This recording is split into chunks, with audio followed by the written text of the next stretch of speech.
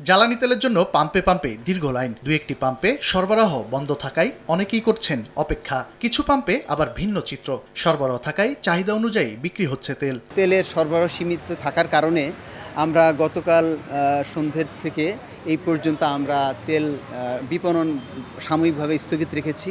ব্যাংকে pay order করতে পারতেছি না, এটা 18 তারিখের আগের পে অর্ডার, ওই হিসাবে আমরা আজকে তেল তুলছি, 27,000 পাইছি, 27,000 তুলছি। সারা দেশে পেট্রোল, অকটেন ও ডিজেল বিক্রির ক্ষেত্রে বিদ্যমান রেশনিং ব্যবস্থা প্রত্যাহার করা হয়েছে ঈদের আগেই। তার মানে আগের মতোই স্বাভাবিকভাবে জ্বালানি সরবরাহ ও বিক্রির কথা। কিন্তু পাম্প মালিক ও ক্রেতাদের অভিযোগ, চাহিদা অনুযায়ী তেল মিলছে না। সোমবার রাজধানীর কয়েকটি তেলের পাম্প ঘুরে দেখা গেছে এমন চিত্র। সনি স্যাম অ্যাসোসিয়েশনে গেলাম, ওখানে পাইনি, তেল নাই।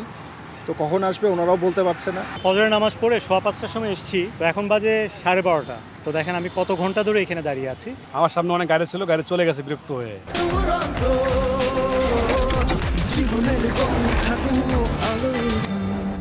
বাংলাদেশের পেট্রোল পাম্প ওনার্স অ্যাসোসিয়েশন বলছে, যে পরিমাণ চাহিদা তার 3 ভাগের 1 ভাগও ডিপো থেকে সরবরাহ করা হচ্ছে না। যেখানে তেল আছে সেখানে খোলা, যেখানে নেই সেখানে বন্ধ। তবে স্থায়ীভাবে পাম্প বন্ধের সুযোগ নেই। পেট্রোল পাম্প বন্ধ করার নিয়ম নাই, তেল থাকবে না, ক্রেতা থাকবে। যে পরিমাণ চাহিদা তার 3 ভাগের 1 ভাগও ডিপো থেকে সরবরাহ করতে পারছে।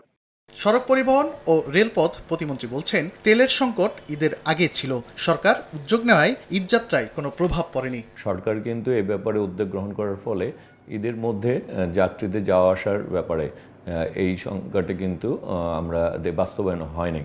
কারণ আপনারা দেখেছেন যে আমাদের যা পরিবহন যে সকল ছিল সেগুলিকে যে পরিমাণ তেল সরবরাহ দরকার ছিল সেটি কিন্তু সরকার দিতে সফলভাবে। এদিকে জ্বালানি তেলের সংকট নেই জানিয়ে বিদ্যুৎ ও জ্বালানি মন্ত্রী ইকবাল হাসান মাহমুদ টুকু বলেছেন, গত বছরের তুলনায় 25% বেশি জ্বালানি তেল সরবরাহ করা হয়েছে। স্পট মার্কেট থেকে তেল কেনা হচ্ছে বলেও জানান মন্ত্রী। ঈদের দিন আর ঈদের পরের দিন সরকারি ছুটি ছিল, আমাদের যে ডিপোগুলো আছে ডিপোগুলো বন্ধ ছিল, সেই জন্য তেল সরবরাহ করা হয়নি।